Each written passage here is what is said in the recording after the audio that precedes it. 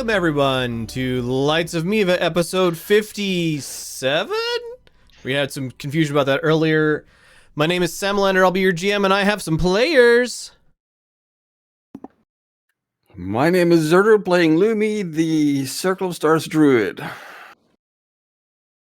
Hi, I'm Suda, playing Riisha, the basically just a warlock now, because Mama Mab is the best mama ever. I'm Mia, and I am playing Beraald, a ranger, with his animal companion, a giant raccoon named Lucy. And I'm back. It is Say playing the biggest girl there, Zari. And I'm Inter. I'm playing the fast monk Criior. And our wizard Iprikit should be joining us relatively soon. So, last time, you guys talked a lot, and then without letting Riisha know, Lumi decided to improve upon the gift that Edvard is going to make for Beraald and convert a legendary bell into, and have Edvard make it into a bow. I'm sure there won't be any consequences to that, good or bad. So it's on or around the 7th of Jade. The town is full on spring planting season. The town empties during the day to with workers going out basically into the fields, even those who have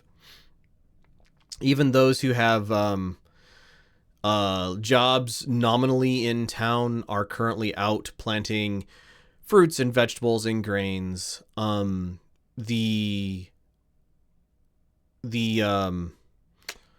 Edvard, however, has cloistered himself in his shop, and there is just kind of a like as you approach the building, if anybody tries to approach the building, they just get the sense that they would not be welcome at this time, and possibly for many weeks to come. Edvard is deep in his thing. Around this time, Iris, I believe is her name because I am bad at NPC names. Yes, Iris comes to find you guys in the Griffin. You had been keeping up with her rest and recovery a little bit, through people who had contact with, like, she was badly injured enough that it was mostly the town healers that actually spent any time with her. I guess Lumi, that could include you if you wish. Yeah, I'd probably, at some point when we're alone, just look at her and ask her, so, partner or family? I need to make an insight check for her, because that was a very loaded question.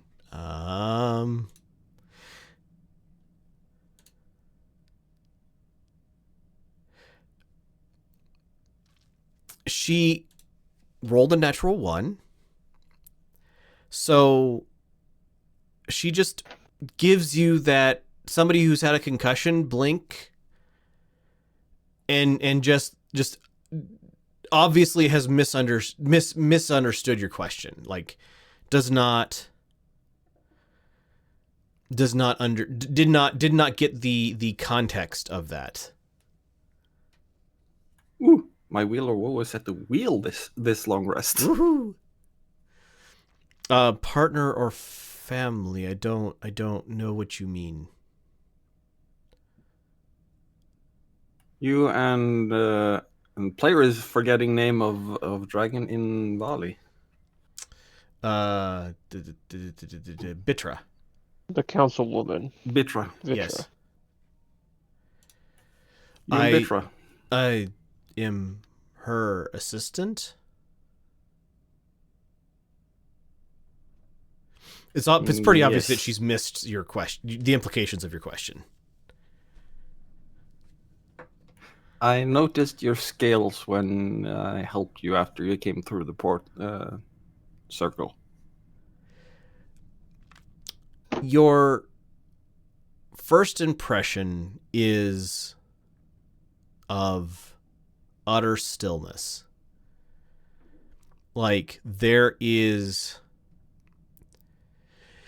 that tension when somebody is staring at you with a blank expression on your face, and you are unsure if with the next breath they're going to laugh or rip your throat out.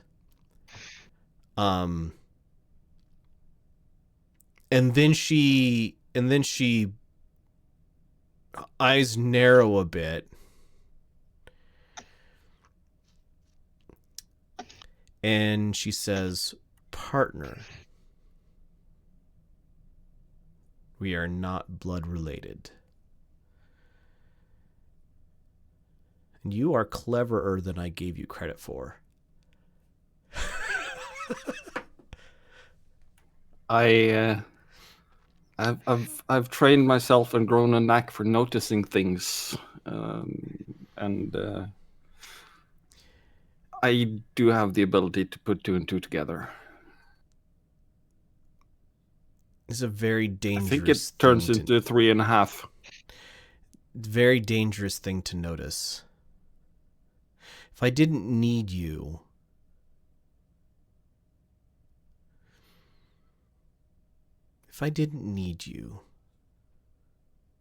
very well. I should be, and this is like in private a couple days before she's actually fully recovered.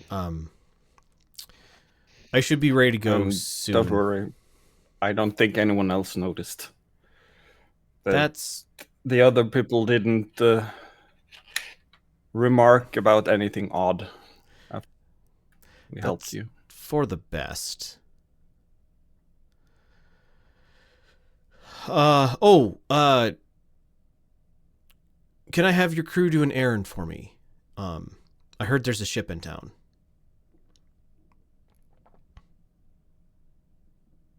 Yeah, probably a very reasonable thing to ask. What can we do? See if they are willing to shuttle us to Haifa. Save some walking and some time. I can pay them, but the risk is, I think that the risk is the reason they are here. Yep, we'll get someone right on that. Very well. Now rest up and don't worry your head too much. It's best to not condescend, for you are squishy and full of red raw meat. She grins at you with entirely too many teeth. Luby just has the half-second, did I put my foot in my mouth? And just chuckles. All right. And exits.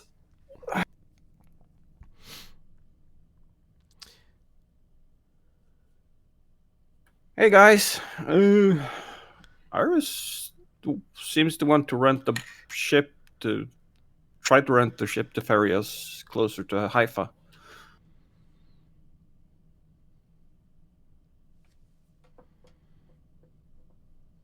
This is at a morning meeting. Y'all are there. I'm especially quiet because I just woke up. How early is morning? I don't know, how early do your characters get up? I mean, I'm pretty sure it's been established that Criior is an early riser and that Riisha is dragged out of bed when everybody needs her to be.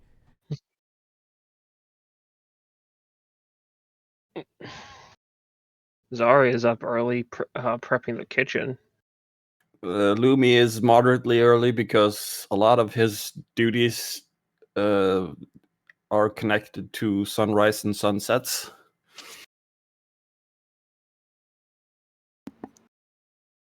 Riisha has probably honestly only been asleep for a few hours. I'm up early. Zari, as you're working behind the counter, the bartender who's there, who does a lot of the cooking and stuff too, looks over you and goes, "Tell Riisha that we don't have any coffee. Because she keeps begging and she doesn't listen to me."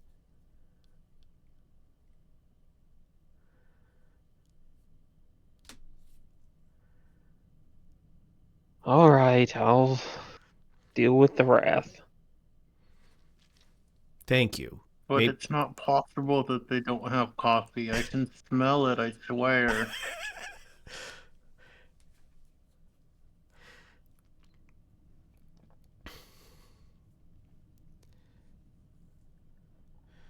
It's Good morning, everyone.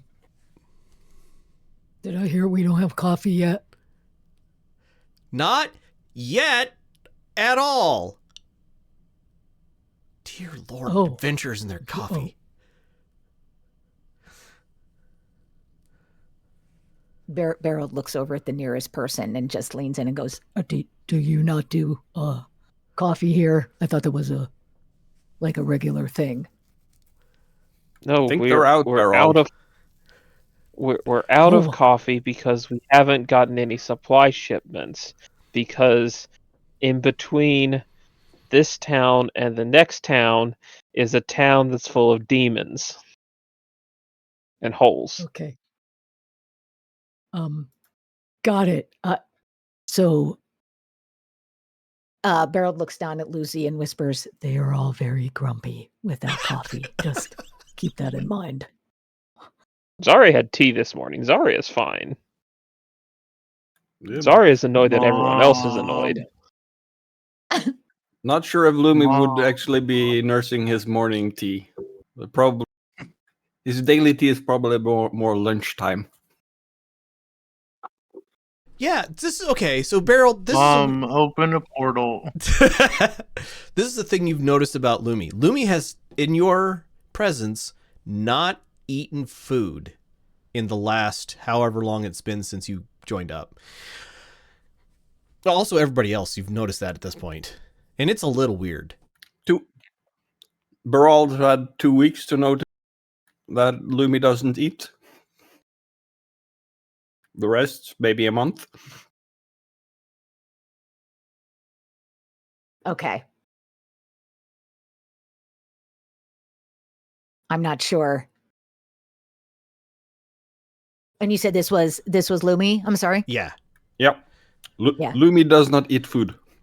So as Beraald is getting, I'm assuming there's like maybe some bread or something on the table, or just some kind of fruit or something. I'm just imagining Beraald grabbing something and then just looking at Lumi and saying, Oh, so you don't eat bread. You know, I don't think I've seen you eat lately. Are you what's that about? Not entirely sure, but I haven't really felt the need to eat since last time we were in Haifa. Well, that's interesting. Are you feeling different? Like, are you okay not eating? Reasonably okay. I haven't, and he actually starts looking at his lack of muscles have withered noticeably. I mean, hey, you look great. It's just in my experience, when people don't eat, that means something is wrong. I just want to make sure you're all right. Doesn't really feel wrong, just maybe different. Okay. Got You're it. never Well, gonna win that foot race with me if you don't eat.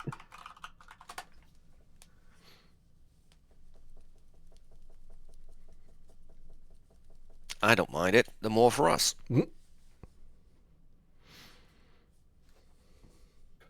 Lucy agrees. When would I need to win a foot race with you? And Lumid just does the half-cocked head side eye towards Zari. Because you've always challenged me to foot races. Or at least I've challenged you, and then you try to keep up, and then you don't. And nobody challenges me. I'm working Yes, on it. Zari, go challenge Criior for once. Not me.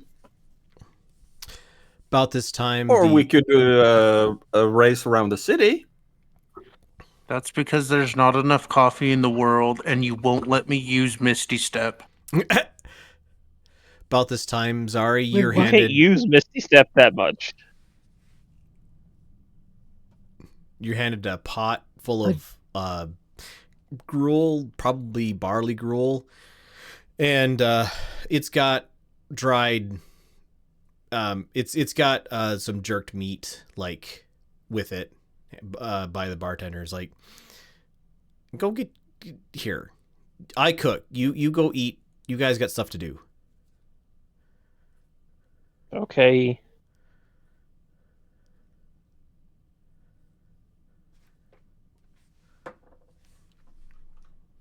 Zari adds cinnamon to her porridge. That smells good. Generally speaking, Because I have my you have my your spice mix. pouch. You notice the town basically has grain and salted, dried, or jerked meat in their stores right now.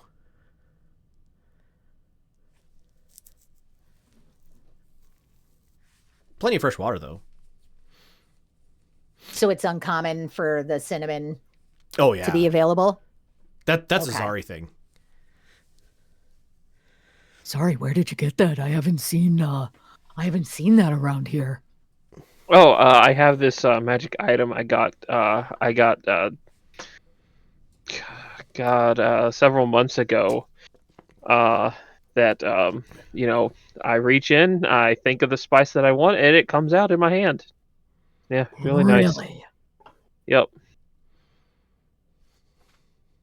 I'd like to say that at hearing that, Lucy starts tugging at Beraald, and Beraald looks down. And says, I'm sorry, I have to ask this. Is it possible to get licorice from that bag? Unfortunately, not. Licorice is not a spice. You could get star Oh. anise. Sorry, that last response was Mia. Right. I'm letting Sadie know. Yeah. Star anise has a very licoricey flavor. It does indeed. I've never heard. Sadie has never heard of that. So. Later, but yes. Okay, so since Sadie doesn't know, then Zari doesn't know. Yep. So we need to go look for a ship. Iris said it was here. Lumi would probably have noticed the hustle and bustle of a ship nearby. Yeah, and you've all noticed, like, there are half-elves and kobolds and a couple of goblins and elves and humans in this town that were not here before. Like, you recognize most of the Fae in here, but there are a dozen or more people in this town of other races that you've never seen.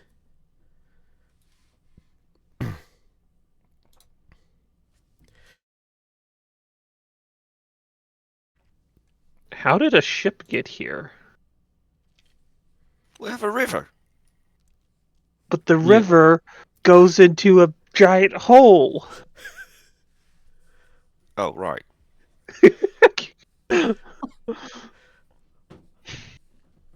How does a ship get here?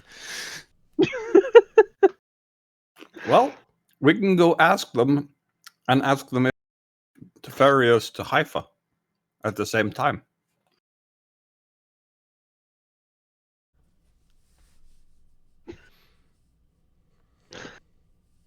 Well, let's head to the ship then, I guess. All right. You guys head the only direction that makes sense because it's a ship.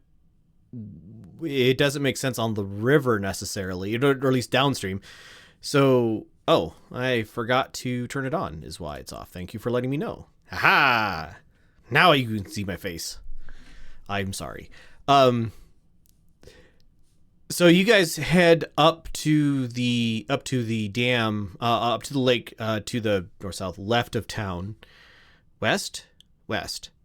And it's like as you're walking, it's really obvious. The ship is, or the dam is like 3/4 of a mile or a mile outside of town, and you are not very far past the gate, and you can see masts sticking up over the, well, would you even be over?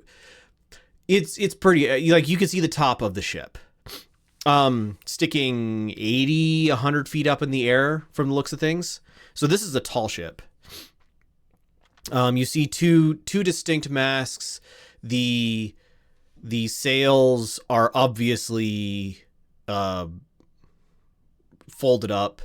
And there is a relatively, like, it looks like somebody's taken some effort to keep the road between the lake and Miiva itself clear. Like somebody spent some time clearing brush, making sure there's no obvious mud holes or filling them in. And yeah, you guys walk towards the lake. It is for the characters wouldn't know. Players, if you know what a brig style ship looks like, it's a relatively small 2-masted sail ship. This one has a quarterdeck on the back. It looks to have, from what you can see in the side of it, 8 square portholes cut in the side that are currently closed, and then in the quarterdeck and the deck, the like directly below the quarterdeck, there's also several glass windows that you can see. This thing is painted a very deep red color. It looks, from what little you guys know of sail vessels, looks relatively well maintained. You see a person hanging off the front underneath the front spar of the vessel that's currently like scraping at something on the prow of the vessel. And it is just sitting maybe 150 feet out into the lake. There is a longboat ashore that has a person obviously either guarding it or otherwise watching it, who is regarding you as you walk up towards this longboat and look out over the lake at this ship. There is a surprising amount of noise and activity on the deck that you can see from shore.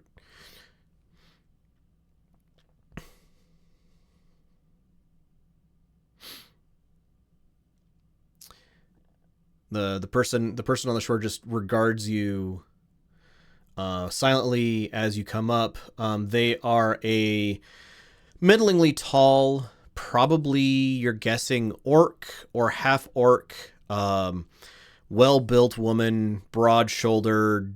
Like, she has a little longer torso than you would expect for her height, so she's a little short in the leg, a little long in the torso.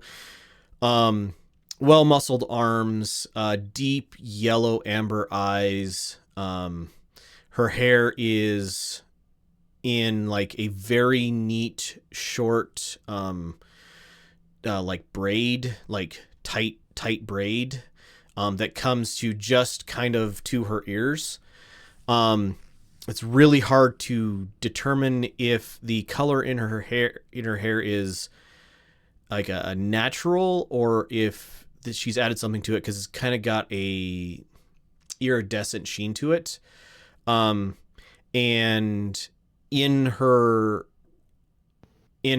left ear, she has a single brass ring.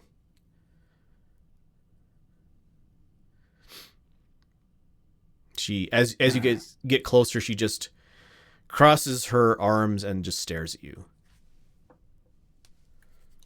Greetings.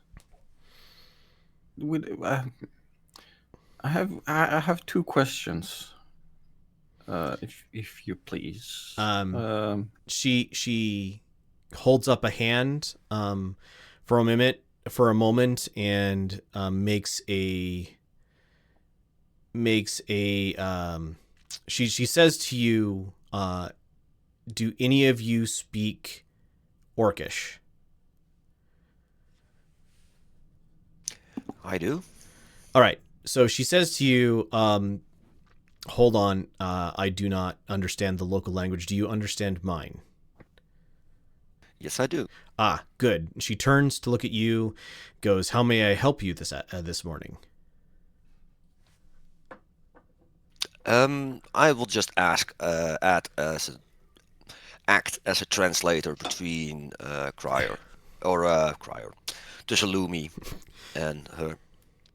So, Lumi asked, how does the ship end up here? As he points out to the ship. Getting the translation back, she nods and goes, well, we were flying, and then we were not flying nearly as efficiently.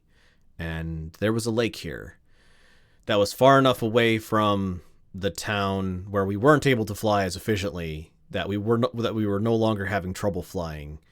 So we decided to set down here for repairs. And she kind of points at the guy who's currently like working on something on the prow of the ship. So the thing that you've noticed now that you're here is they have a mallet the size of their head because they are a small person, being a kobold. And they are currently beating something in between planks in the prow of the ship. I'll translate that to Lumi, but with the addition. She must be mad because she said flying. So, yeah. Yeah. So, yes, ships don't fly. Second question. Would you or could you ferry us and a small contingent of soldiers closer to Haifa?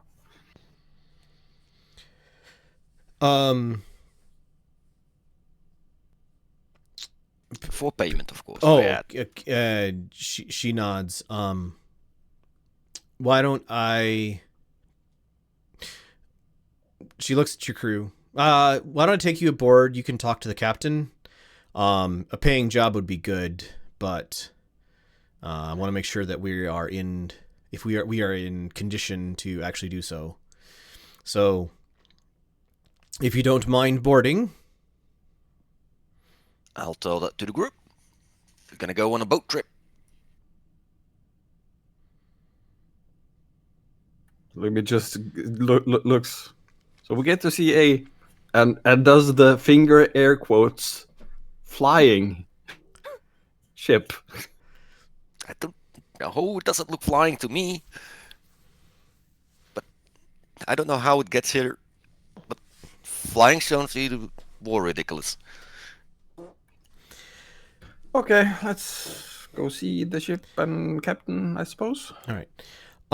So as you guys load on the boat, the six of you realize that this boat is built for probably 10, and it can be rowed by one.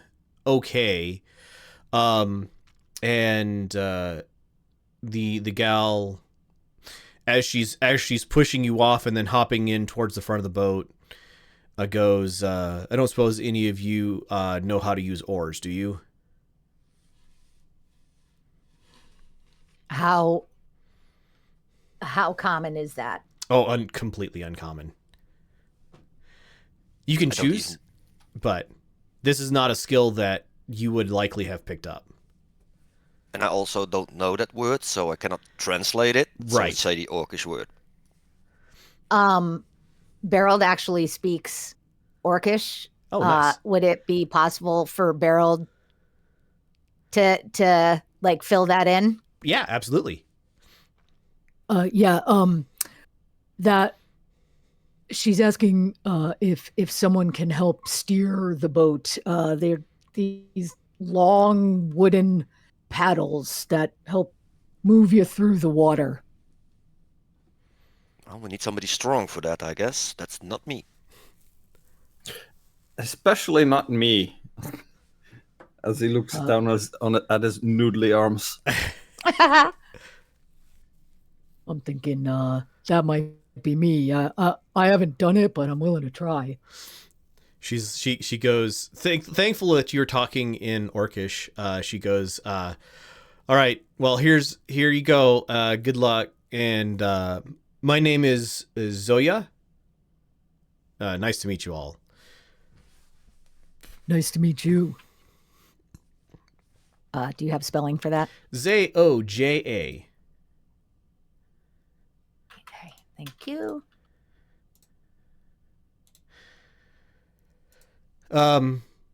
With the 10 of you in the boat and only one person rowing effectively, because you're not hurting anything, but you're mostly steering at this point, Beraald. It takes you a couple minutes to get rowed out to the boat, or the ship rather. As she approaches, she yells up and says, Agonet, let down a line.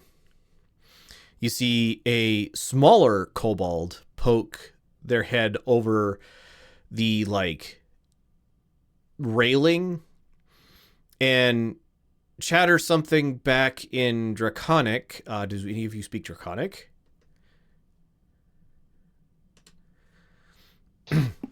That is different from Infernal, I'm Yes, assuming. that is different from Okay. Infernal.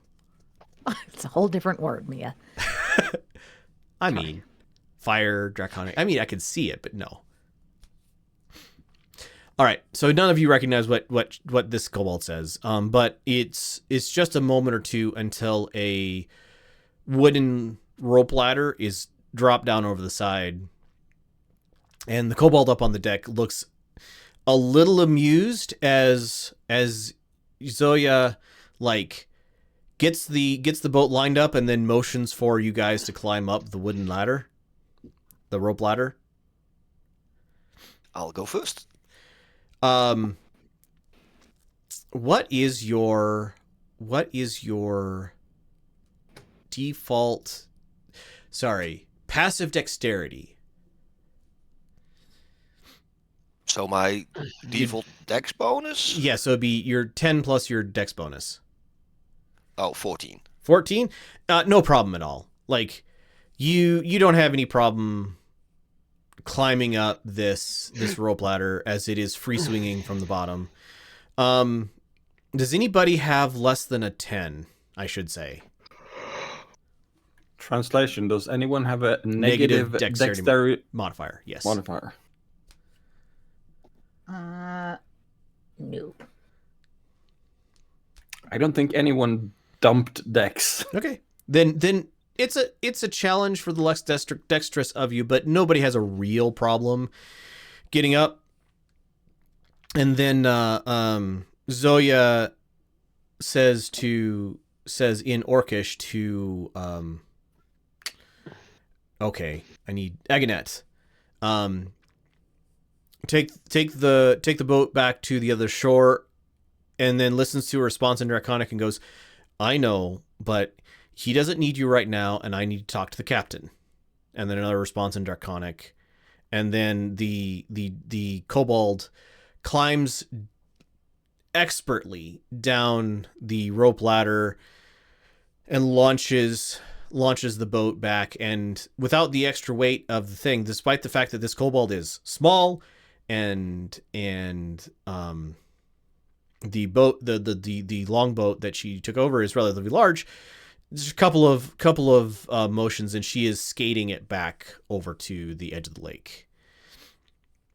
And you guys hear some Draconic from the front of the ship, and Zoya goes, responding in Orcish, "Just be patient.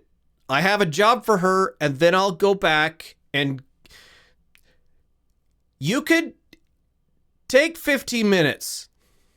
And you hear what sounds like a muttering in Draconic from the front of the ship. And there's probably 8 people up on deck. 2 or 3 of them are braiding rope. Looks to be just an infinite pile of rope here, kind of in the center of the deck. Actually, I should actually bring up a picture, since I did all of the effort into making it. Yay. So you guys are loading up onto, oopsie. There we go. Loading up onto the main deck here. And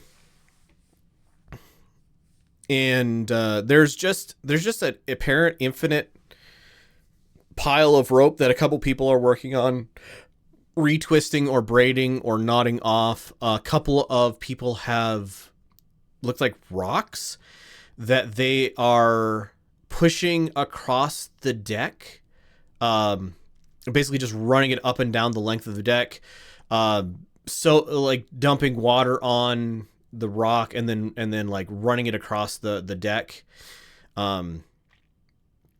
I don't remember what it's called, but if you've ever done where you like put a towel on the floor and then have to put your butt up in the air, put your hands on the towel, then push it across the floor, that motion. But they have a stone that they're using. And Zoya goes, she goes, just wait here and I'll go get the captain. And she goes back to behind this door over here, and knocks politely on it. You guys are the center of attention. It looks like people are trying to do their job without, like, they're definitely trying to look like they're still doing their job while they spend time looking at you. Right? About 3-4 minutes later, you hear in Elvish. Does anybody speak Elvish? I can understand the similarity because I speak Sylvan, but I don't speak Elvish.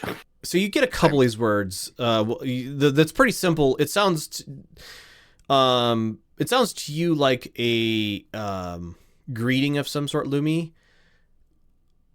What was that? Sorry, I'm Criior. still training in Elvish, so probably So you can do a greeting. And yeah, that's it. so it sounds like a greeting to you or a hello or something like that. And Zoya heads into the cabin. And then just a minute later, she comes out and heads over back to the ladder, and she like pulls out a whistle and pipes a note on the whistle. And everybody stops work on the deck to look over at you. The kobold in the front of the ship like pulls on a rope that was hanging him and pulls his harness up. He was like in a chair, so he pulls on a rope that raises his chair up, or sorry, their chair up. And they look over. They get themselves onto deck. You see the other kobold rowing the rowboat back over towards you, and from this hatch here, another probably 8 people's heads like come up, and there's now a crew of about 15 people on the deck, including the very well dressed, he is a you're guessing half elf, judging by skin tone and ears. He has close cropped, kind of dark brown hair. He's got a very dashing cap with a feather in it. A brocaded suit or brocaded jacket. Underneath it is like a colorful, fluffy is the only term that comes to mind, shirt. He's got very narrow cut pants. At his side is a fencing saber. And he is just giving you all a look, and says something in Elvish, waits for a response, doesn't get a response, looks over at Zoya, and she responds, a couple of them speak Orc, but I don't think all of them do. And he gives kind of a heavier sigh and pops. I pick a berry from my backpack and I give it to him and make the notion to eat it. He kind of holds up his hand, shows you a candy just like you were going to offer him, and pops it into his mouth. Says, sucks on it for a couple seconds and goes, "These are remarkably useful items." Indeed they are. I'm gonna have to. Your town. I need to meet the inventor.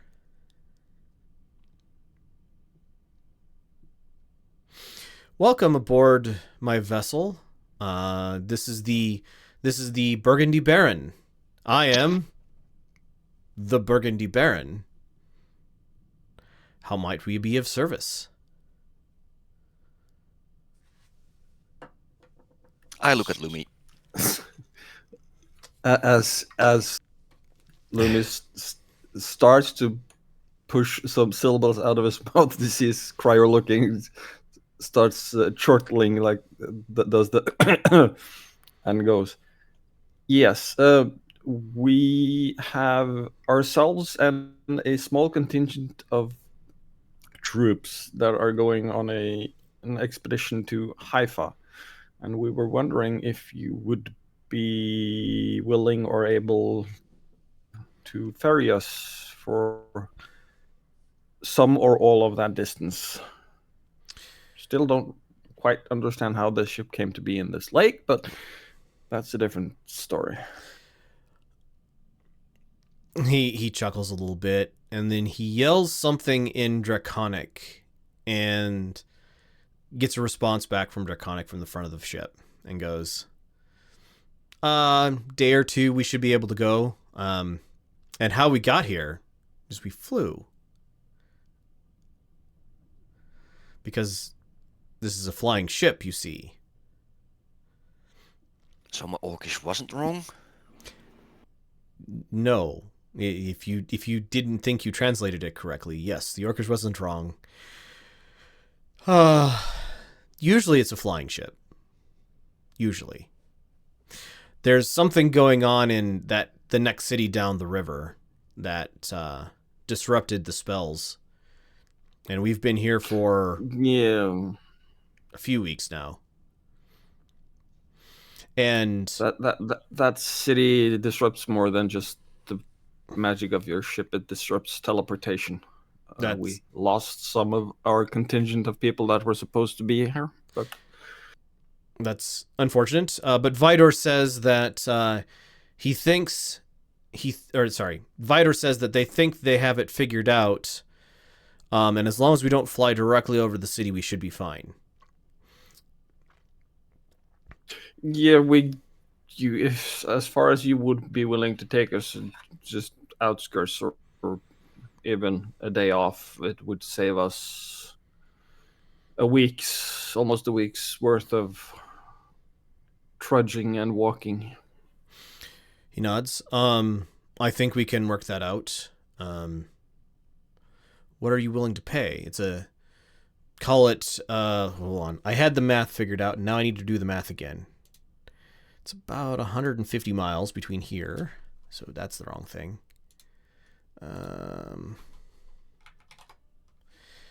So that's 7 days, so it's a little over 2 days by airship between here and there. If we don't push it, how big of a hurry are you in? Not particularly. We're technically prepared to walk for a week, so any time saved is a bonus. Okay. Well, then my carpenter tells me that tomorrow would be a better day to leave than today. So if you're not in a desperate hurry, it'd be good. I think I'm assuming this is the day after I had to talk with Iris. Yeah. So she could probably still do with a day or maybe two of healing. Yeah, this is around the 7th, so. Yes, tomorrow or maybe even day after tomorrow would work fine for us. He nods. And then he looks over at Zoya and says in Orcish, Zoya, let's tell Sepul to gather them in. We need to make ready tonight so that we can leave tomorrow. And then there's cursing from the kobold at the front. Okay, make ready to leave tomorrow afternoon. Another couple curse words. Tomorrow evening. And the other kobold is snickering. And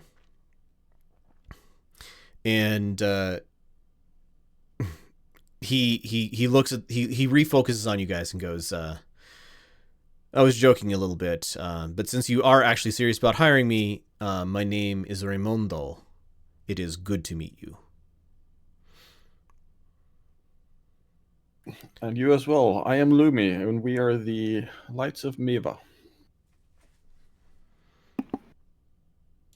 Where is Beraald in this? Like, where is he rowing? If we're looking at the... Oh, you guys are all up on deck at this point. Oh, okay. So that's over. Yeah, all right. Yeah, thank you guys climbed up the rope ladder and are up on deck. The ladder. Okay, I didn't know if Beraald was included in that. Sorry. Yeah. Nope. None of you had trouble climbing up the rope ladder because all of you have a dexterity higher than 10. Right.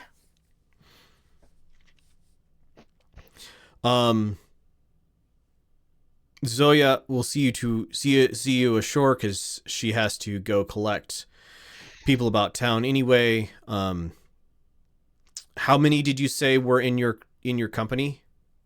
Lumi will rattle off the exact correct number, including any loss, considering any losses that were incurred, because he kept count. Right.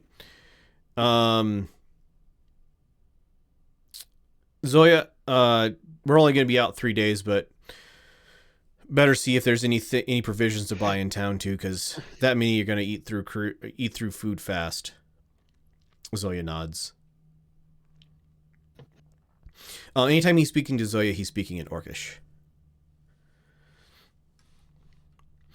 All right, we'll get her ready to go. How much was it, so that I can relay the cost to our benefactor? 3. Player is okay with amount. He looks at Zoya and she goes, 3 days there, 3 days back. How long you guys are going to be in town? And do you want us to wait? I don't think we're gonna need you to wait, because we're going on a trip from Haifa. So She goes, all right, 3 days there and our own back into danger. Call it 100 brass for the 40-ish of you.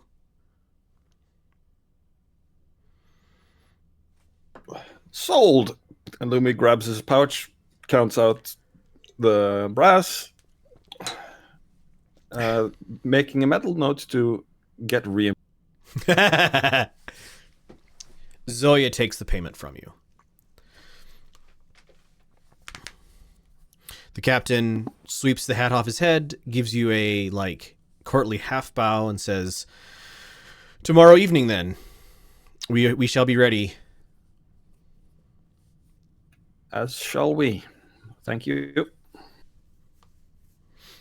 You guys make your way back over the deck, unless anybody's trying to stay on board. And No. I just didn't know. Beraald, did Lucy come with you, or did she stay on the shoreline? So has sailing been a part of Beraald's growing up? Absolutely not. Nope. This is the first. Yeah, okay. You saw this All right, sort of ship when you guys were in Volley, but at a distance. I think Lucy has stayed behind. Okay, so Lucy's currently fishing for crawdads on the shore, and she, from the looks of her, she's caught at least one. Jawbreaker has landed up in the crow's nest somewhere, Iberkeet, and is currently having a staring contest with a human teenager, probably, just staring at an owl who doesn't have to blink very often. The teenager loses the staring contest. But they're in the rigging 100 feet off the surface of the water. Right. You guys get back aboard the longboat. Zoya sweeps you back out. At this point, both Vidar and Aganet have come onto the boat, and they're helping row. And Zoya, as you land the boat, Zoya goes, "Well, mind if I join you to walk back to town, because we're all both heading in the same direction, unless you guys are going somewhere else." No, you're very welcome to join us. It's pretty obvious. I'm still assuming that the Criior is actually translating. Yeah, at this point you think. Oh, Beraald. Yeah, so at this point she looks like she's actually popped a candy into her mouth, and she's now speaking. Fan to you. Just out of simplicity sake, you guys hired her, so she's getting paid for her candy. Good. So you guys I haven't seen you around town on the last couple weeks. Back new, and then leaving already. Yeah, this was sadly just a stop that turned slightly longer than first anticipated because of the thing with Hive. But we're on a mission, so We have to go do that. We appreciate the commission. We thought we were going to lose money on this trip, but now we will, honestly, lose less money. Yep. And Lumi will go in semi-tour guide mode through the still mostly ruined but somewhat recovering town of Miiva. I gotta say, it's kind of an eclectic mix of businesses that have popped up. Apothecary, herbalist, but no leather works, no blacksmith. But you got a guy who's making magic items. That can be somewhat easily explained by the people who came here first had those jobs, and he raises his hand like kind of the way you do when you're wanting to show, "Hi, I'm here." Herbalist speaking. Fair enough. All right. Well, we'll be waiting for you at the ship. I gotta go collect my crew. Good luck, and guys, anyone want to join me to Iris? I'm gonna see if I can get my money back. So, as you're going, you see Zoya like stick an arm out and just kind of pluck somebody out of almost thin air and goes, "Ah, Delphinia. Nice to see you. Go collect the crew. We got a job." And the two of them split up and head into town. Wait. Player is confused. Pluck someone out of thin air? Not literally, but if like you didn't notice a person standing there. Okay, got it.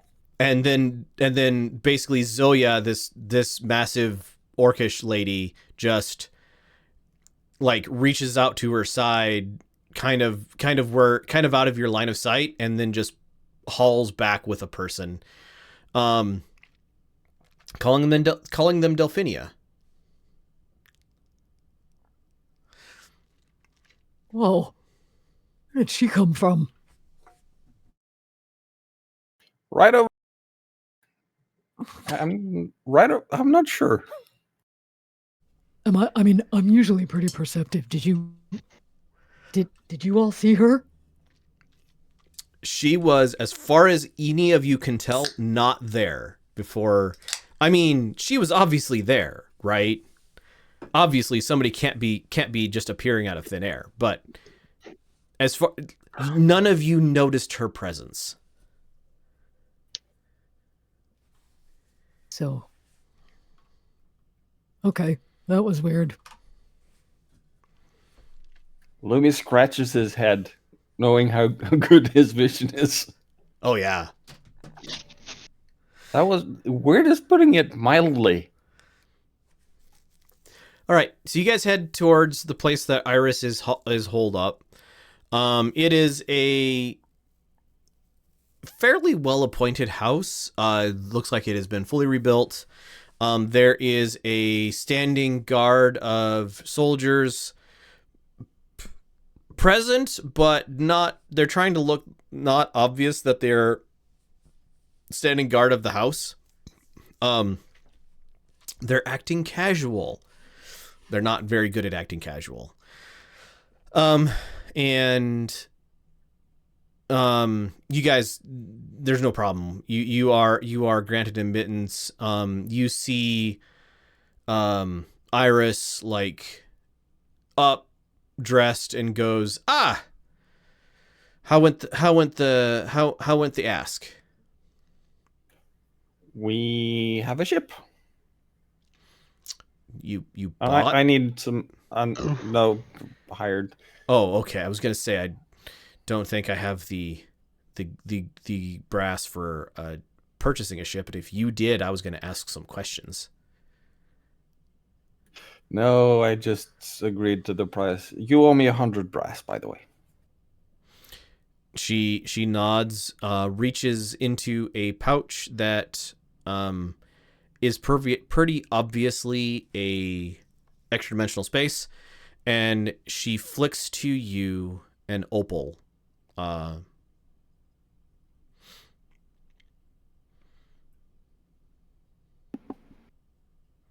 Did you say opal? OPAL? Yes. Okay. That should cover you. Am I to assume that the monetary value is assumed to be 100 brass? Yep, the monetary value is assumed to be 100 brass.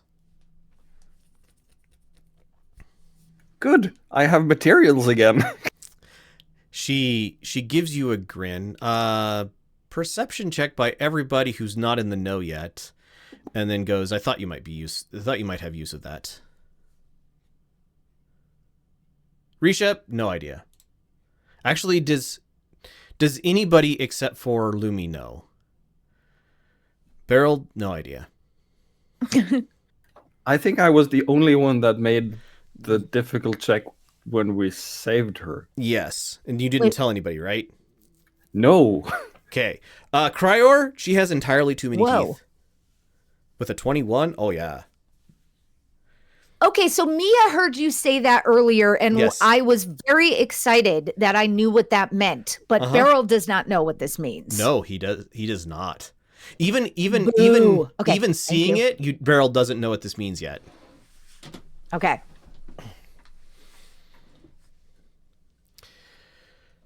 Anybody else gonna roll? Zari, Lumi knows. Iberkeet.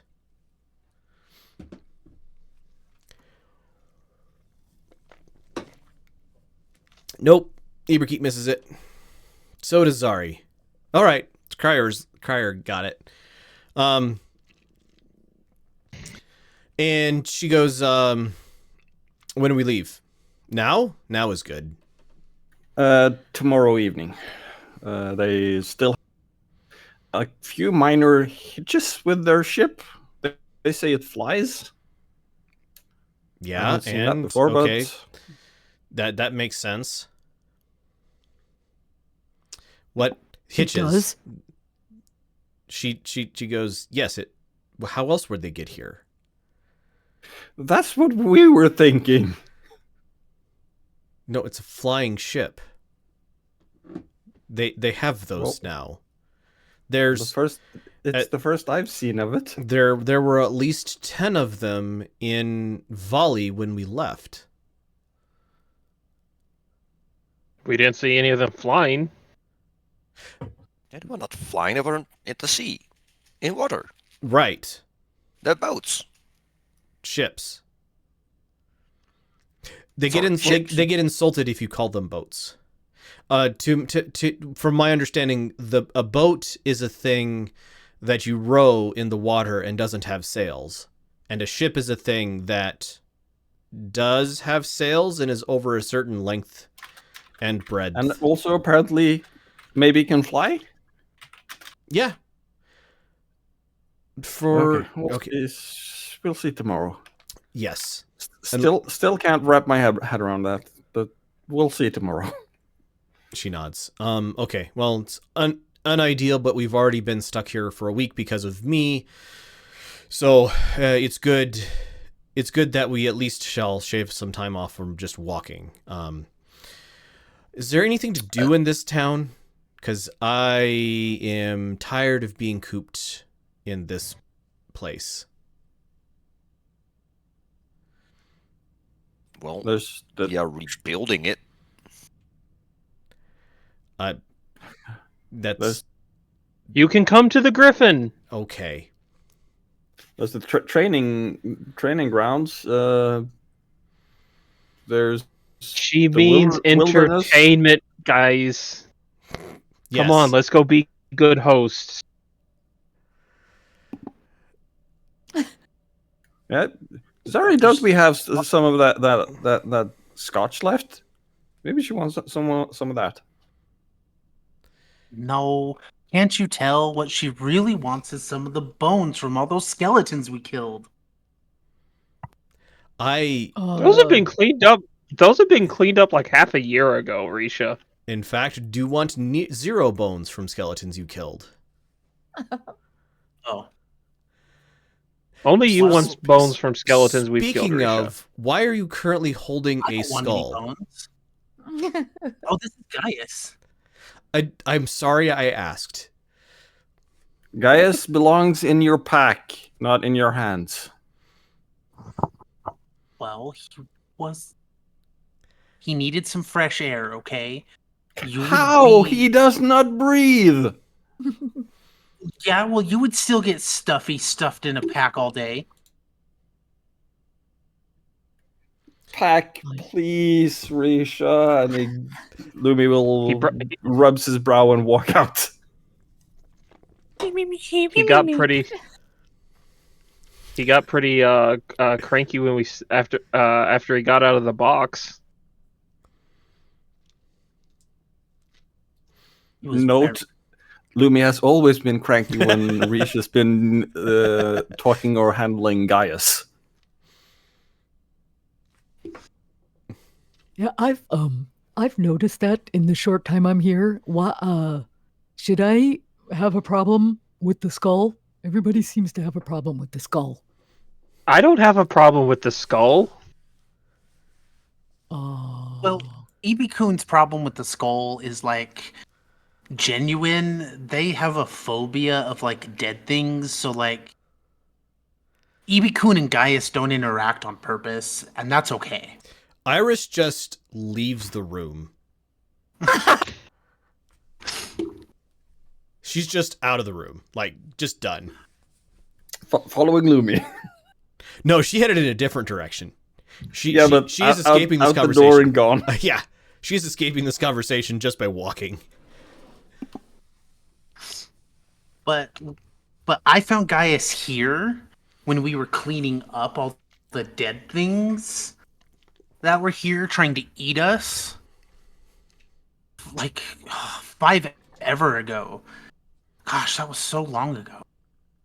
But anyway, Gaius was glowing and like talking to me, and then that's how I met Mom.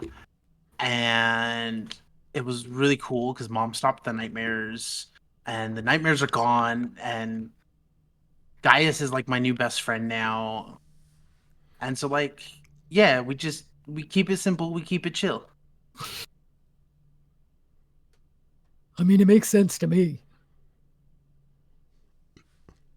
And he shrugs. You guys make your way back to the Griffin.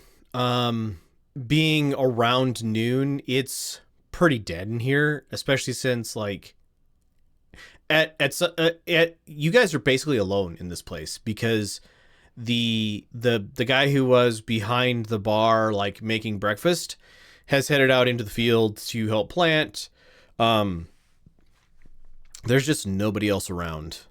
With one exception.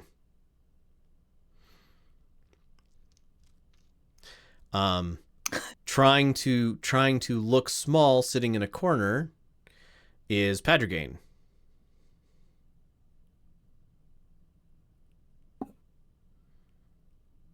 Hi, Padragain. Got any water boiling? No.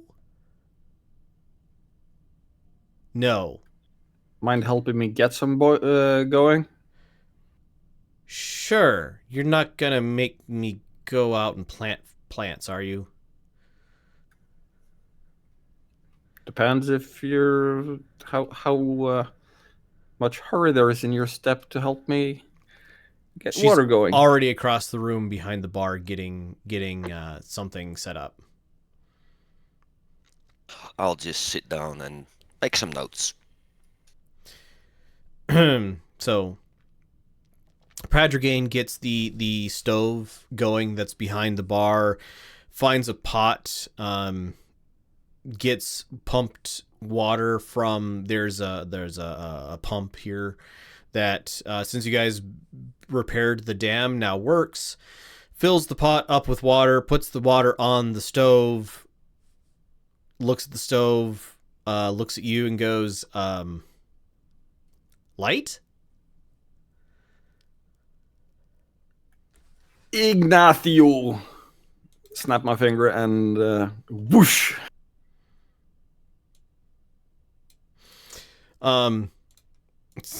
Thanks. Water, well, pre-boiling, I suppose. You won't tell... Shoot, names. Amari, Amari that I was here, right? why would she have a problem with you being here? Is it because you're not helping in the fields, or not patrolling, or not doing clerical work? Yes. Did you feed the boule this morning? Yeah. The boulet's fine. The backyard's a little dug up, but they're getting big. Yeah. Okay, then we won't tell. Okay. I can go feed him again. Do you want me to go feed him again? I can go feed him again. And No. If you feed him again, he's going to expect it at this time of day again. He gets one in the morning, one in the afternoon. You know, it's a good thing that thing is so, like, friendly, because it eats as much as 3 of me. And I'm talking weight. Like 3 of physical me, not as much as I eat. Is that really a lot? Because you're kind of tiny. I mean, probably not for a carrion and slash animal eating land shark, but you know.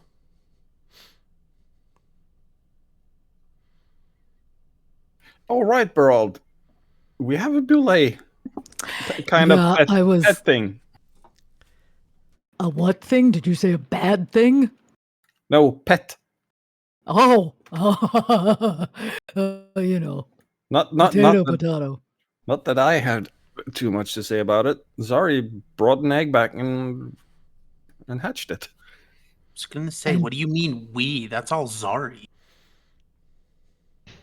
Hey, if you're allowed to have a pet skull, Beryl's allowed to have a pet raccoon. I can have a pet boule.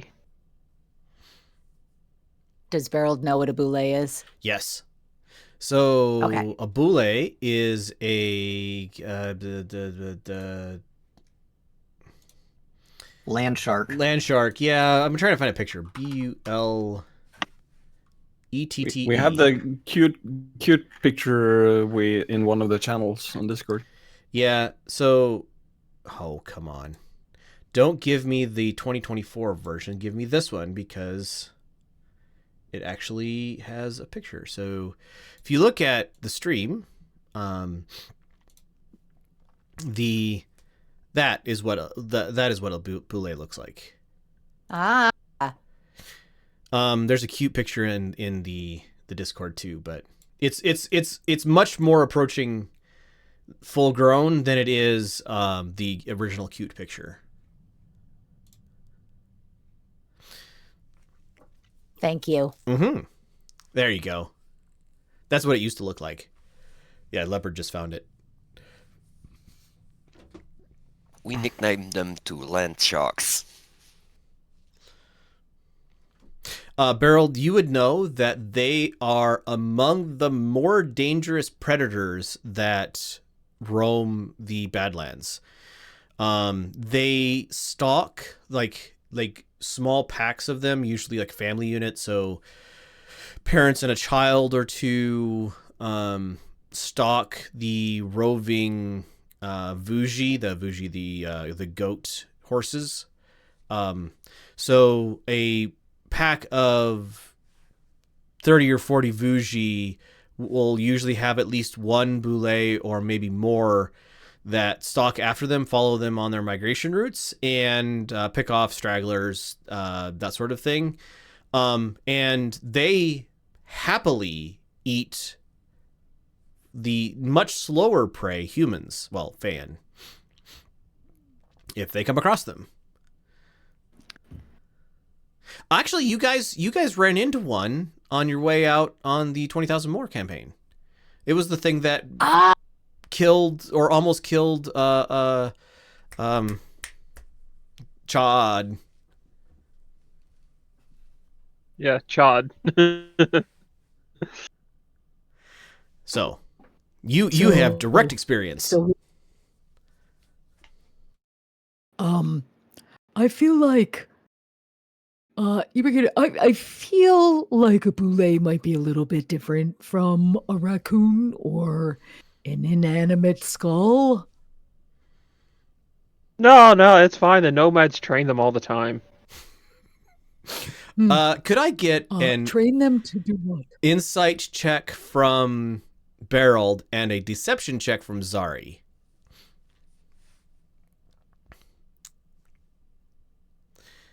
Oh, where's my deception? Because that statement was not 100% false, but way more flippant than the actual. Okay, so Beraald, you're pretty sure that Zari isn't technically lying, but it's the difference between saying somebody going, "I have trained my dog," and somebody saying, "I have trained my dog. They're a good dog," and somebody going, "Oh yeah, that group of people over there, they train tigers all the time." Train tigers, But we do. exist, but it's not. It's not giant eagles. We also train those. You do the nomadic people do in fact train giant eagles, and only occasionally do people get dropped from the claws of giant eagles. And then, So if the nomads train them to do what? Help with hunting, plow fields. They're really good at plowing fields. It's the help with hunting thing that I'm a little concerned about. Is everyone okay with this, or is it just me?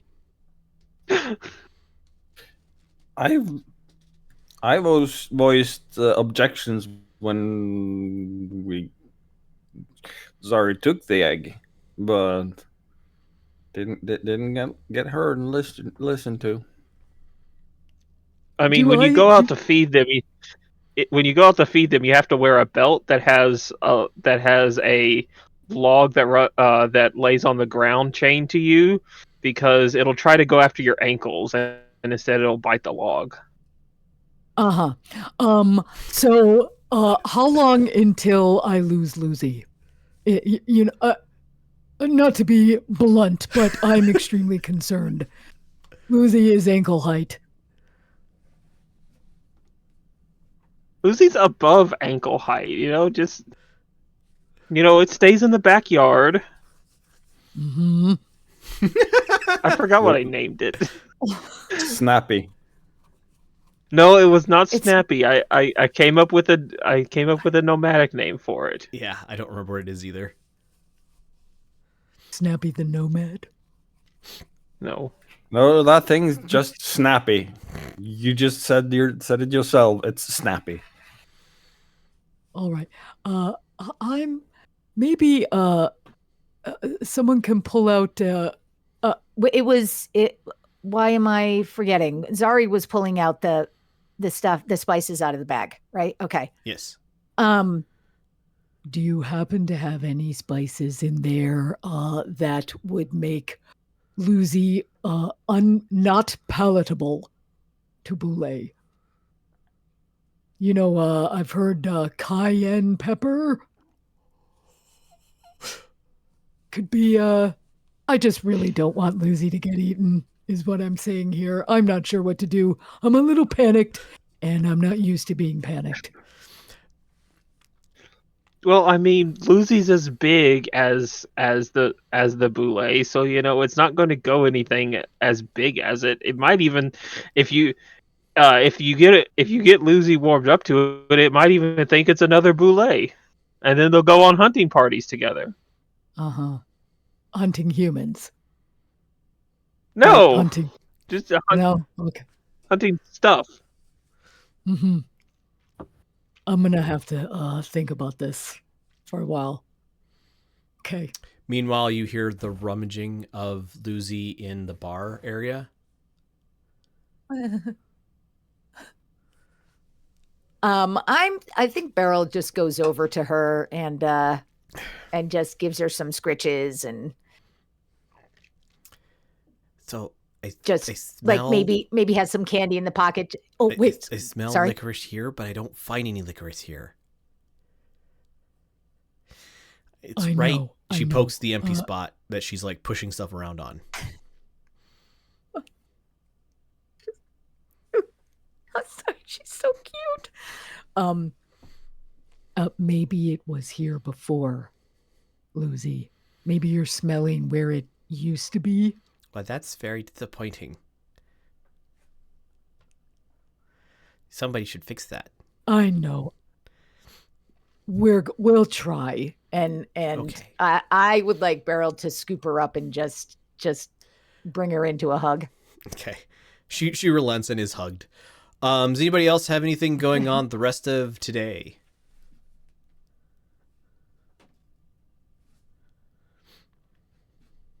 Ooh, you're being offered fancy tea.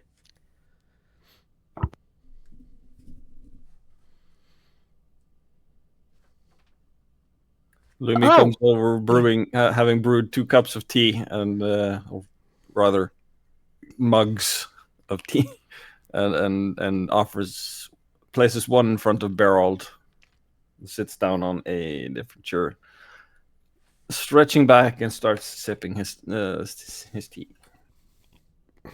Oh, thank you so much. This smells delicious. It's not gonna calm me down, is it? This isn't that kind of tea that makes people who are anxious calm. It's just a nice cup of tea. You're not trying to. Sorry, if you're calm afterwards, it's because you like the tea, not because it's a specialty. It's just a slightly more exclusive cup. Exclusive. Can Beryl do an insight Yeah, check? sure. Roll I've insight. never done that before. All right. So what do I just roll insight? Just roll insight. 11. Okay. Lumi seems sincere. 100% truthful. So Beryl raises an eyebrow to Lumi, looks down at the tea, with one arm still around Lucy, picks up the tea and starts to sip. I don't know how Beraald feels about tea. It's not so if you are used to like herbal teas from the area, which probably is. I mean, that is absolutely a thing. This is more bitter than that. And it's got kind of a smoky undertone. With maybe a little bit of like orange maybe in the background, but yeah, a little more bitter than the teas you are used to, a little smoky, and a little bit of either citrus or maybe orange. I would say that Beraald would have had tea, certainly not any sort of fancy tea. So would sip it and go, oh, that's got a little kick to it. It's not bad. It's just different. Yeah. Slightly a different taste that hits you in a different way. As Loomis keeps sipping his tea. I gotta tell you, I really want to be nervous about this, but I'm just gonna trust you, and drinks more. It's a regular mug of tea. Yeah, I know. I got you. The afternoon flows into the evening. You guys having pleasant conversations without a whole lot to do. About the time the sun is going down, workers start coming back into the place. It starts getting more active. Old Lumi would definitely have been keeping water on the boil for hours, just so people could get come get at least boiling water for rehydrating rations or teas or whatever. Right. Okay. As the place fills up, it's pretty obvious that there is a cook that regularly cooks food for pretty much everybody in town. And a food line starts forming, people jostling back and forth. They're covered in, like, their clothes are dirty. They're looking sweaty and a little exhausted, but just people start walking through the line, mostly getting bacon and gruel to eat. Looks like it's probably venison bacon, which now that I think about it, that sounds awesome. And can I have some, please? But venison bacon, fried, and then a grain gruel of some sort. Pretty good sized dollop of butter inside of the gruel. Pretty simple food, but definitely edible. And a few of them, as they come up, get handed mugs of ale or whiskey or water or whatever happens to be their preference. It's pretty obvious that the people behind the counter know what they like. And about this time, Amari comes into the office, spots you, Zari, gives you a wave, looks around, and not seeing what they're looking for, looks to turn back out the door. You looking for something? I haven't seen Padraign all day. Oh, she's helping out behind the bar. It's not what she's... All right. Thank you. She fed the boule this morning, so... That's good. That is among her chores. What is she supposed to be doing? Well, this afternoon she was supposed to be helping out in the fields. So that's why she mentioned to Lumi to not ask her to plant the tea leaves. Yes. You can see them start to like mutter to themselves. They're not my child. She's not my child. She's not my child. Teenagers. It's good to see you, Zari. Sorry I haven't been around. Well, it's not like I've been any closer. I mean, yes, but you've been in town for a week, and I have hardly had any time for you. We'll figure it out eventually. Yeah, don't get dead.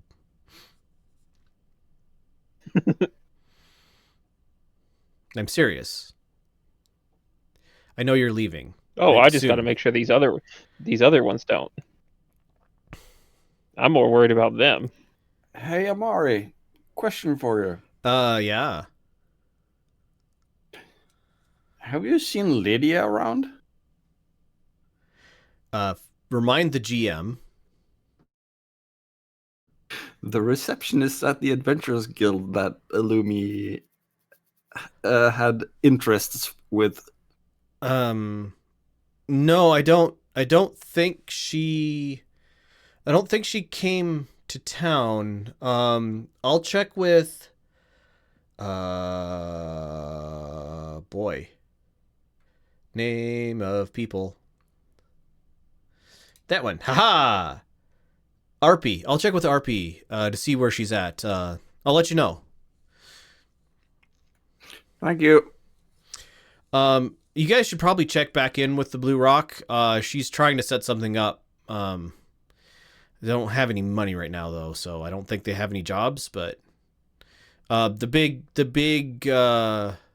building just to the west of the East Gate. If you have time. We could probably go now before we go to bed, or tomorrow. Either way is lunch good. times. I mean, either way is Amy good. looks around to the rest of the people here. Oh, works for me.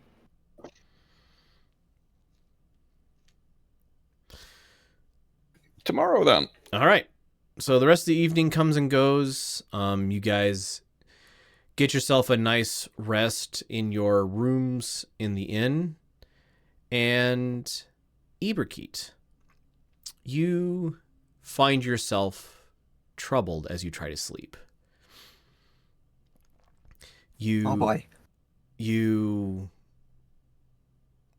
like you have that like restless energy that no matter what you seem to do, you like put the covers on, it's too hot, take the covers off, it's too cold, and you sit back up in the bed and put your feet on the floor, reach over for your mask, and the inside of your mask is a gray mist. The eyes, like where the eyes would be normally, is obscured. Like it's an even gray sheet on the inside of your mask. And it feels cool in your hand.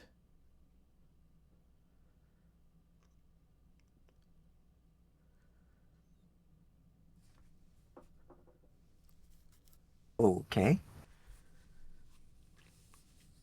Well, let's put it on and see what happens. You hesitantly raise the mask to your face, and a deep breath of cool winter air fills your lungs.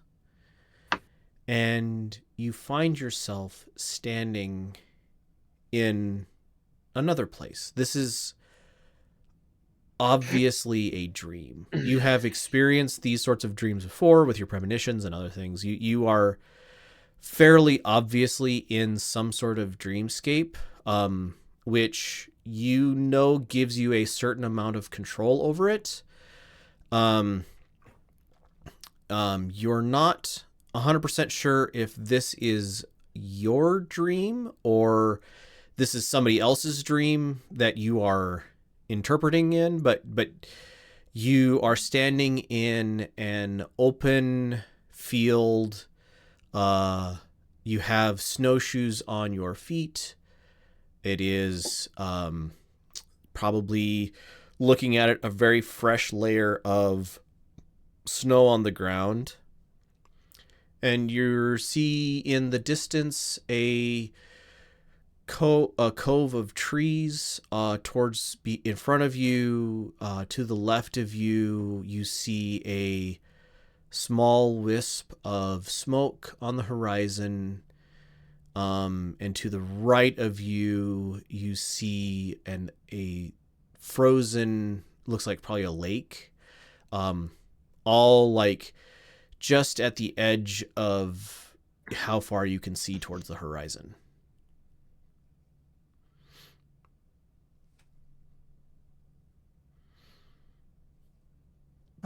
I call out, hello? You only feel the wind blowing through your hair and clothes as a response.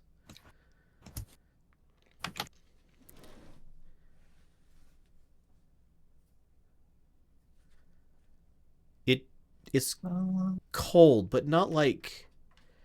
It's a cold winter day, but not unpleasantly so.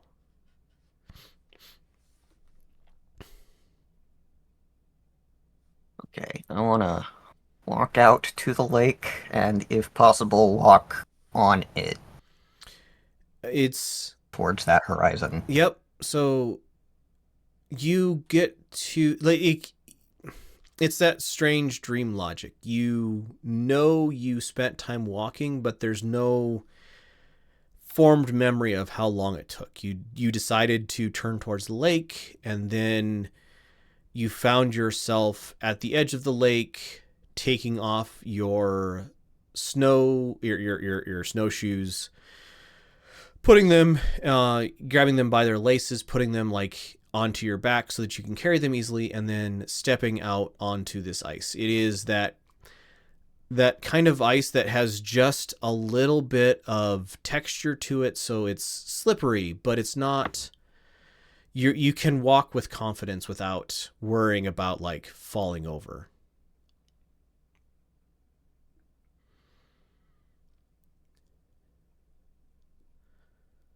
Okay, yeah, I want to make my way out far enough into the water to not see the land I came from. You spend an unknown amount of time walking. The horizon disappears behind you, and you get out to the point where this lake must be huge, because it is flat horizon on every side of you, except in the direction you are walking there is something peeking above the horizon. It's got kind of a glittery reflection in the light that the lake's surface does not.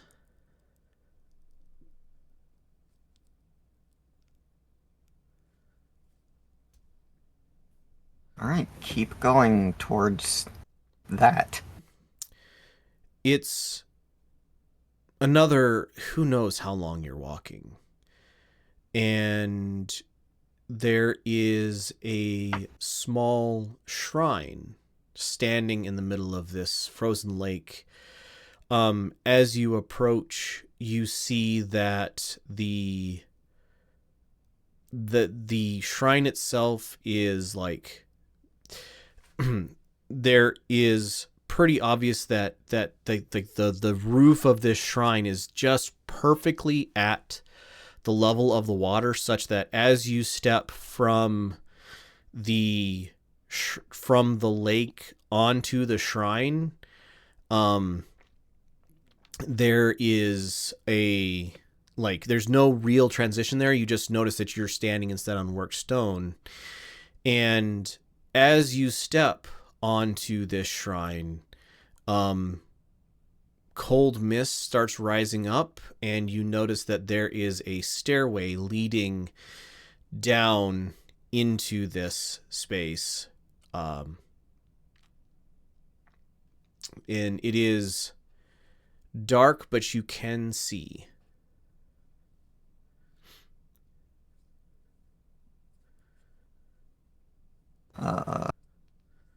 I want to detect magic.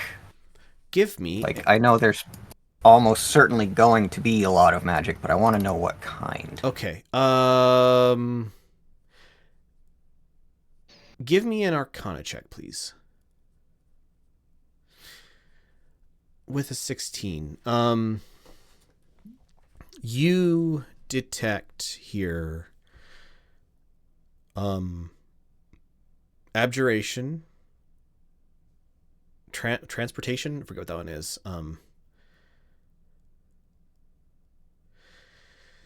Whatever teleport is.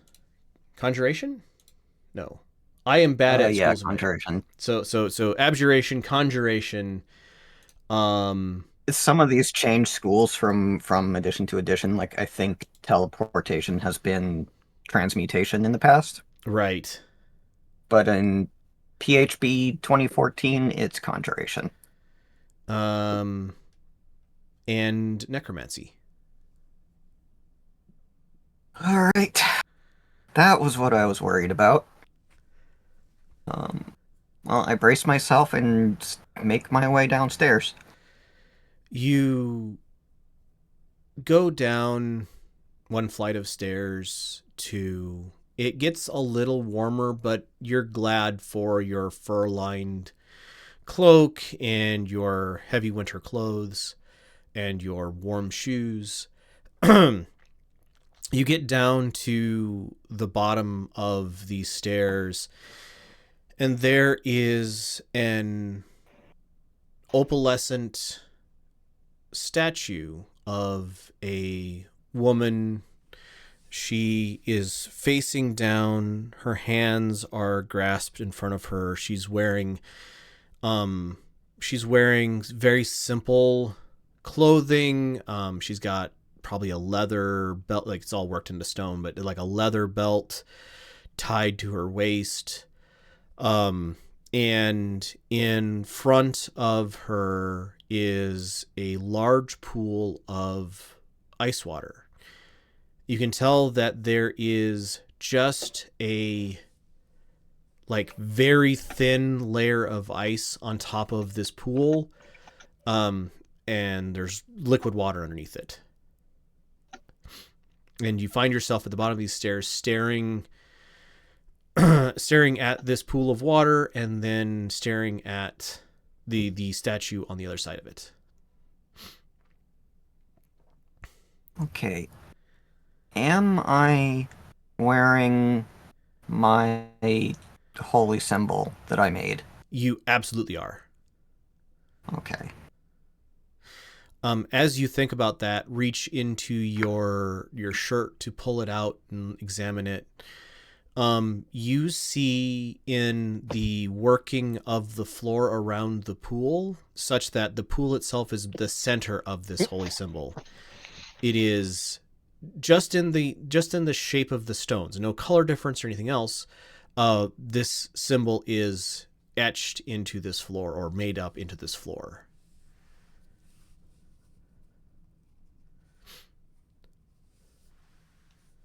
Okay, and the stairs continue down into the water? No, the stairs stop short of the pool. Maybe 2-3 feet. Just enough to kind of stand at the edge of the pool.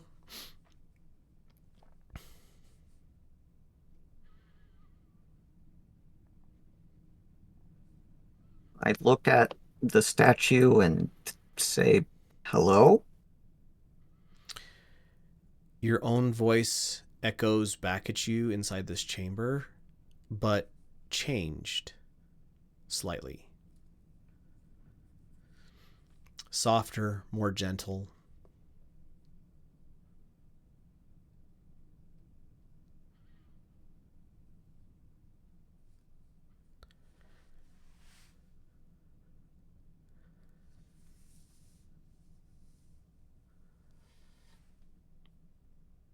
Well, I'm obviously supposed to be doing something.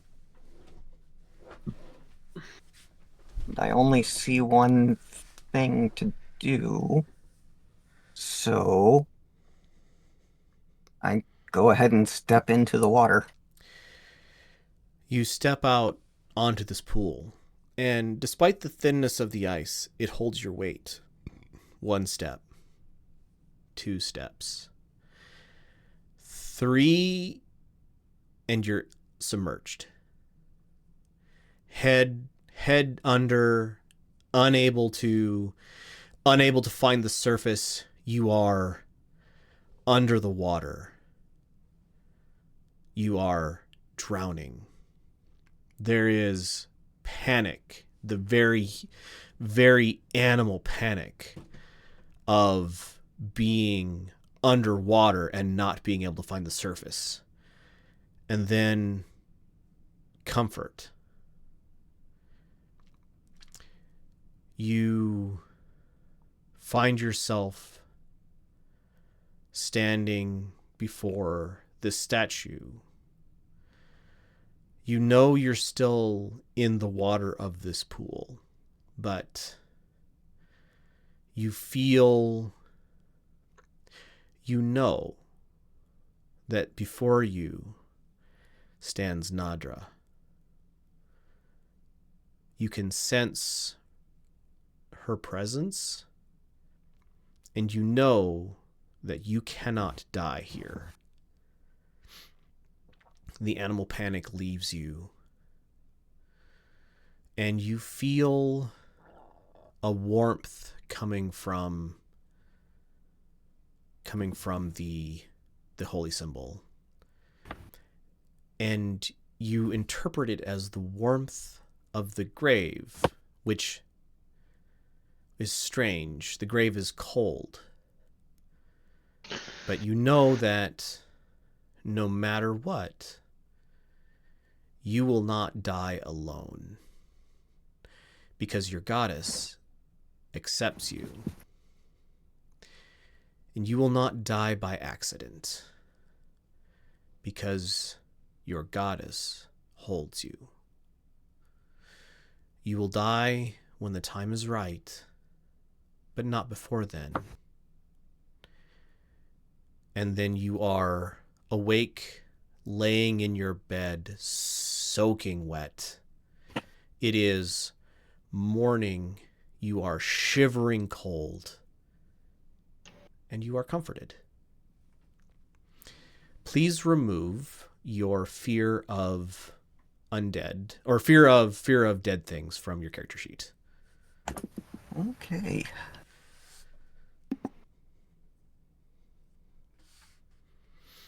You no longer fear the dead because you know your goddess controls when the dead can take you.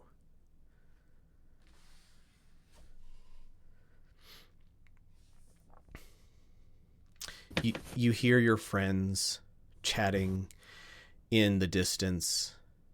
Riisha is complaining about the lack of coffee again, as she has done for several days now. When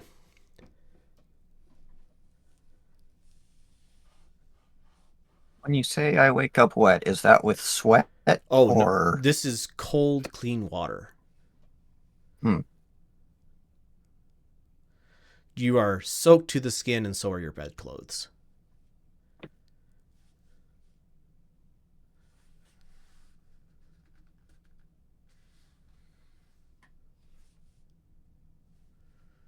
Okay, well, I suppose I'll change and then go out to meet my compatriots for breakfast. So you go out for breakfast, guys. You guys see Ibrahim getting up a little later than she is used to. Riisha, you are currently having an argument with a chattering raccoon about something. You're not sure what you're arguing about, but Lucy is currently chattering back at you about something, Riisha.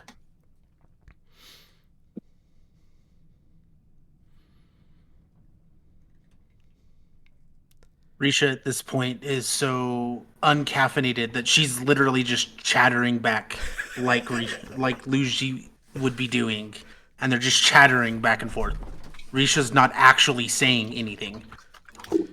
Lucy, so Lucy is looking at you, Riisha, and chattering at you. Beraald, you hear Lucy going, "No, that's not how you say that. That's just the wrong, and that's the wrong conjugation for that word. I don't think that you would understand. Look, I'm going to try again. I am Riisha." Chat, like, you're the only one who recognizes what she's saying. But yeah, just chattering back and forth. Beraald, I'm beginning to think that she doesn't understand what I'm saying. Yeah. No, she doesn't. Nobody does. Except for me, unless they eat candy, apparently. Well, that's no fun at all. Can you tell her to I'm find me some sorry. licorice? I've been trying for like half an hour. She's still just trying to say her own name, and she's not working out. Oh, absolutely. Riisha, Lucy has been trying to communicate with you, apparently not very effectively. She would like some licorice. Do you happen to have any? Oh, no, Okay. definitely not. Definitely not. Smells. Okay.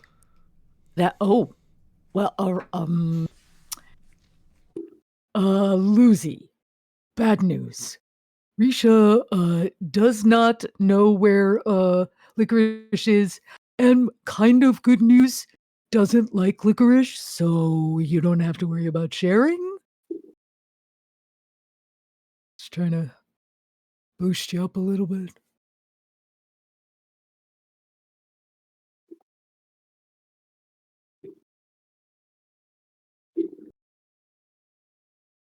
Did that come through?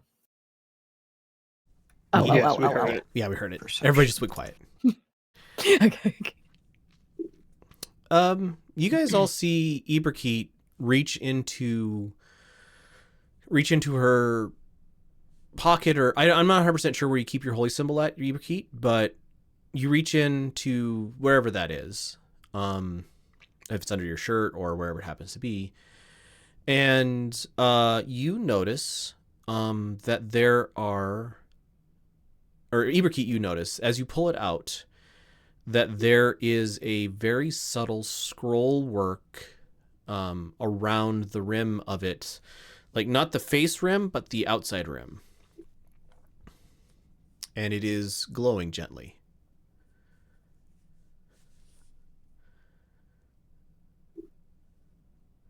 Everybody else give me a perception check, please.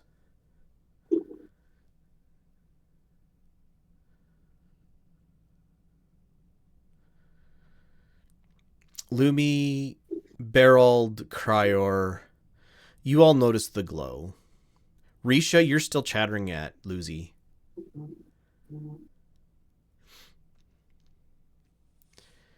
Yeah.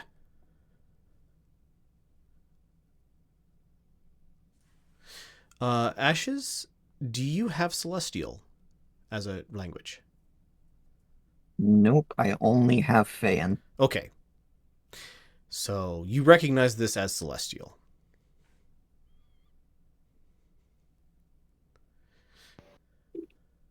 But I do have comprehend languages, Go for it. which can And a be fr- cast as a ritual. Yeah. And a friend who does know Celestial. Oh, well, that too.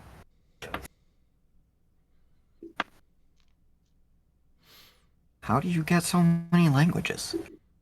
I have 3. I have Feyan, one. Sylvan, and Celestial.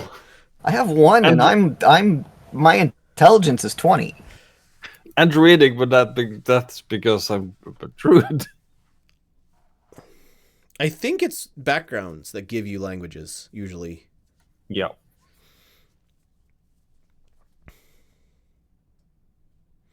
Oh, I Criior, also have telepathy, but that's not working for reading. Yeah. Does comprehend language work for reading? it does. You have to be touching the object that has the writing, but it does work. Okay. Okay. Well, are you reading it yourself, or are you giving it over to Lumi to read? Well, it'll be faster to give it over to Lumi because Okay. the ritual's 10 minutes. Yep. So, Lumi, you are handed Eberkeet's hand-carved holy symbol. I didn't carve this part. Yeah, that's accurate. Sorry. Yeah, You carved I the- make sure to make that clear. You carved the holy symbol. The outside scroll work is not. Neat. What's this glowing? This looks like Celestial. Let me read it. In Celestial, you read, "My favored child." Sorry, my brain refuses to give. I don't do poetry, but this is poetry in Celestial. "My favored child, know my blessing." As Lumi, it rhymes in Celestial. Right, it's got a meter and everything. It's poem. You recognize this from Nadra's, like, what's the proper term? The thing that you do when you go to a chapel and do religious stuff. Prayer, praise. Yeah, prayers is kind of the right term, but Worship? ritual. Tithe. Yeah, so it's part of like standard ritual. And it also is one of the rites given to a body that is taken to the Temple of Nadra to be interred.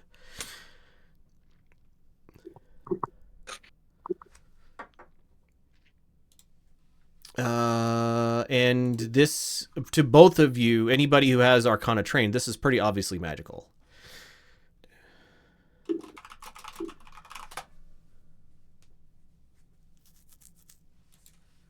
Oopsie, that's the wrong thing.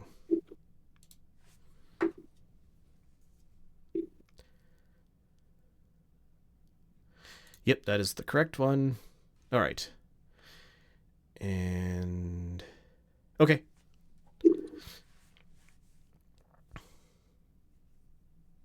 It's okay. Anybody gonna investigate the kind of magical that it is? Question mark? No, now that I'm out of the dream, I don't want to use my spell slots. Identify is a ritual, isn't it? Yeah. Detect magic actually also is. But yeah. Yes. No, both. None prepared. If you have ritual magic, I don't think you have to have it prepared, or at least wizards don't. As a druid, you do. As a prepared spellcaster, you do. Oh, fair enough. Yeah. But wizards just have to have it in their book, and they have to have their book with them. Like they have to be holding their book. Right. So yeah. So I don't actually prepare any of my ritual spells. Correct. Because when am I going to need to do comprehend languages in the middle of a fight? GM note: make comprehend languages important in the middle of a fight. Anywho, but yeah, I can do detect magic or identify as a ritual. I'll do identify.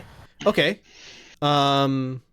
This amulet, when worn, if the wearer of this amulet can cast clerical spells, I forget the school of magic cleric spells, and goes to 0 hit points, then it casts Spare the Dying upon them.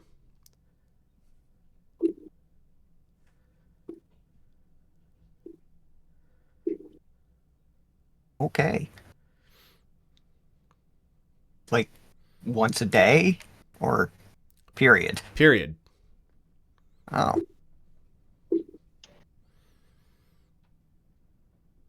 I can't die. Well, I won't be able to once I level up. Do you say that out loud? Not the level up part, but I can't keep secrets. Oh, fair enough. So you guys all hear after Ibrakeet like does the whole wizard thing, casts the spell, just goes to herself, but out loudly enough that you guys can hear it. I can't die. What was that? Still gonna keep you in the fight, though. Yeah, I don't want to die either, but... No, I mean, I'll be kept from dying by Nadra.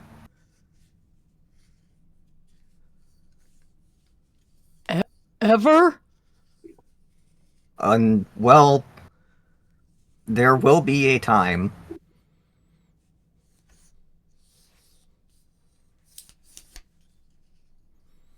I don't know when that is.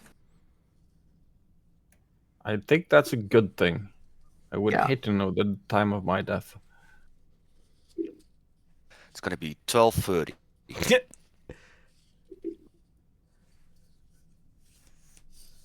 Speaking of, should we go pay a visit to the Blue Rock? Yep. Wait a minute. Speaking of death, and we want to go to the Blue Rock. Yeah, our adventuring guild. Apparently, they set up an office in Miiva. We're just a lot of talk about death in the last 30 seconds, and it appears that everyone is just going along with this. So, okay, I guess I will too. Yeah, I have a history with death. Apparently, no more. I guess is what you just learned. Oh, we should tell Beraald about the time we went into the death house. Okay. Oh, that was horror. No.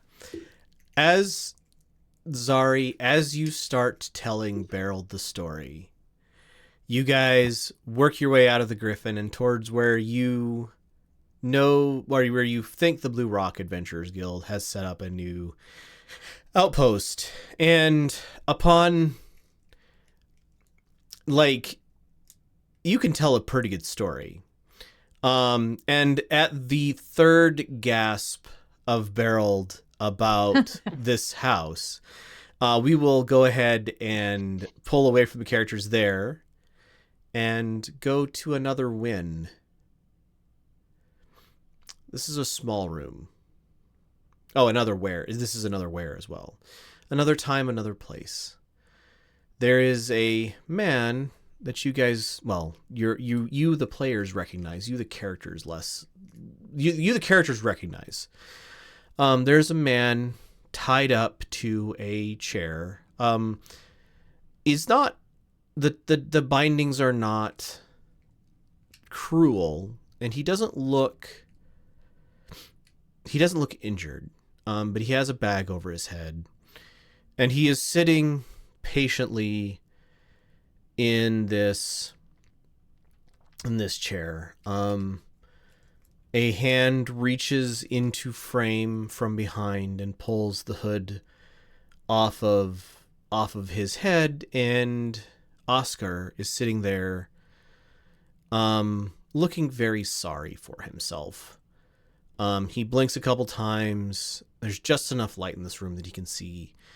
And sitting across from him is Tiasa.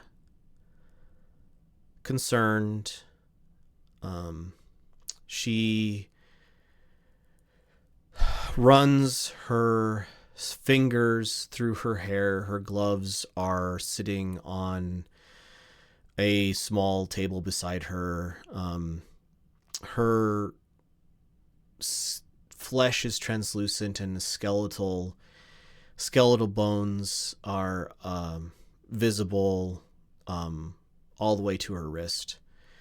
She runs her fingers through her hair, and she looks at Oscar and goes, "I was hoping you wouldn't find me. I was hoping that you would leave. I guess you have a choice. And I really hope you make the right one, because I'd really hate to lose the father that I actually, the person that I think of as a father." And we'll go ahead and end the game there. So thank you to my players for playing. Thank you to everybody for watching. It has been great having you here. Bye.